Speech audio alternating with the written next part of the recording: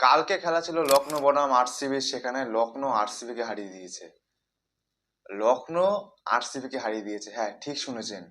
সবার লাস্টের টিম হারিয়ে দিয়েছে একটা বাঘের মতন টিমকে। পুরো আশ্রয় নেই, পুরো একদম আশ্রয় উল্টে ফেলে দিয়েছে। আরসিবি নাকি লখনৌর কাছে হেরে গেছে। মানে আরসিবি ফ্যানদের এর থেকে লজ্জাজনক কোনো ঘটনা হয়তো এই সিজনে এসছে। কালকে যদি আরসিবি জিতে যেত তাহলে আরসিবি সবার ফার্স্টে চলে যেত। যেহেতু হেরে গেছে তাই ফার্স্টে যাওয়ার স্বপ্ন তো স্বপ্নই রয়ে গেছে। কালকে লখনৌ ফার্স্টে ব্যাট করে, সেখানে লখনৌর ব্যাটিং দেখে সাধারণত প্রথমে যে ব্যাটিং করছিল লখনৌ সেই ব্যাটিংটা এখন আর চললো না। সবার ধারণা ছিল যে লখনৌ হয়তো আরসিবির বোলিং এর সামনে ফিকে পড়ে যাবে, কিন্তু সেই লখনৌ মিচেল মার্শের জাদুতে একটা বিশাল লক্ষ্য দিয়ে দেয় আরসিবি কে, 213 রান।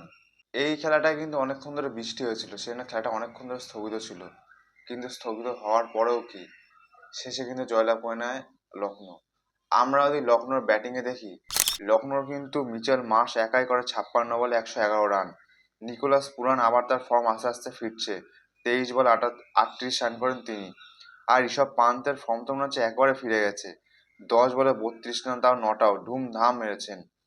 আর যদি আমরা লখনৌর বোলিং এ যাই, মোহাম্মদ শামি কিন্তু 4 ওভারে 33 রান দিয়েছেন, একটা উইকেট নিয়েছেন। প্রিন্স কিন্তু ভালো বল করেছে, প্রিন্স যাদব 4 ওভার 33 রান দিয়ে 3টে মূল্যবান উইকেট, বিরাট কোহলির উইকেট নিয়েছেন তিনি।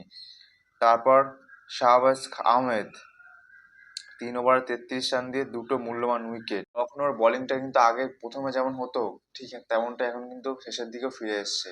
মাঝখানে কিন্তু লখনৌর বোলিংটা সত্যি বাজে হয়ে গেছিল, কিন্তু এখন লখনৌ ব্যাটিংও ভালো করছে, বোলিংও ভালো করছে। তারা প্রমাণ করছে যে আমরা খারাপ টিম নই, আমাদের ভাগ্য সাথে ছিল না, আমাদের ফর্ম সাথে ছিল না, সেই জন্য আমাদের এই অবস্থা। কিন্তু এখন লখনৌর এখন দরজা খোলা আছে। 9টা ম্যাচে তারা 3টে জিতেছে, সরি 10টা ম্যাচে তারা 3টে জিতে গেছে, 6 পয়েন্ট হয়েছে, 10টা ম্যাচ 6 পয়েন্ট। এখন এটাই দেখার বিষয় যে লখনৌ যেতে পারেনি কোয়ালিফাই। আর যদি আমরা আরসিবির ব্যাটিং দেখি, আরসিবির ওপেনিং ব্যাটসম্যানরা কিন্তু প্রথমে ধেরিয়ে দিয়েছে। বিরাট কোহলি আর তার সাথে জ্যাকব ব্যাটেল দুজনেই পুরো out of form. Virat Kohli 0, Jacob battle মাত্র 4 রান করেছেন তিনি। তারপর পাটিকাল 25 বলে 34 রান করেছেন। পাটিদার যা রান করছে 31 বলে 61 রান। টিম ডেভিড একটু মারেন 17 বলে 40 রান, কিন্তু জিতের সময় তার আগে নেমে পুরোপুরি ফ্লপ গেছে। কুনাল পান্ডিয়া কিন্তু মূল্যবান রান করেছেন, 16 বলে 28, আর রোমানিও সেবার তার সাথে পার্টনারশিপে 15 বলে 23 রান। তা সত্ত্বেও তারা ম্যাচটাকে ফিনিশ করতে পারেনি, হেরে গেছে আরসিবি।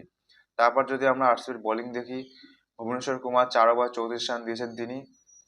হ্যাজালউড তিনি 4 ওভারে 49 রান দিয়েছেন, একটা উইকেট নিয়েছেন।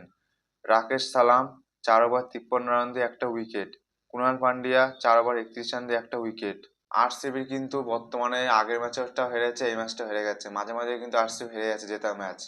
কি হবে আরসিবির? আমরা যে ধারণা করে বসেছিলাম যে এতদিন ধরে শেষে খেলা হবে পাঞ্জাব বনাম আরসিবি, পাঞ্জাবের অবস্থা তো আরো খারাপ, আরসিবির অবস্থা দিন দিন খারাপ হয়ে যাচ্ছে। তাহলে কি এই দুটো টিমই কি ফাইনালে যাবে না, নাকি প্লে অফে দৌড় শেষ করবে? সেটাই এখন দেখার বিষয়। আজকে খেলা আছে দিল্লি বনাম কলকাতা। কলকাতা পরপর 3টে জিতে আসছে, আর দিল্লি নিজের ঘরে বারবার হেরে আসছে। আজকে এটাই দেখার বিষয়, আজকে কোন টিম জিতবে। কি মনে হয় যে কে জিতবে? নিজে কমেন্টে অবশ্যই জানাবেন।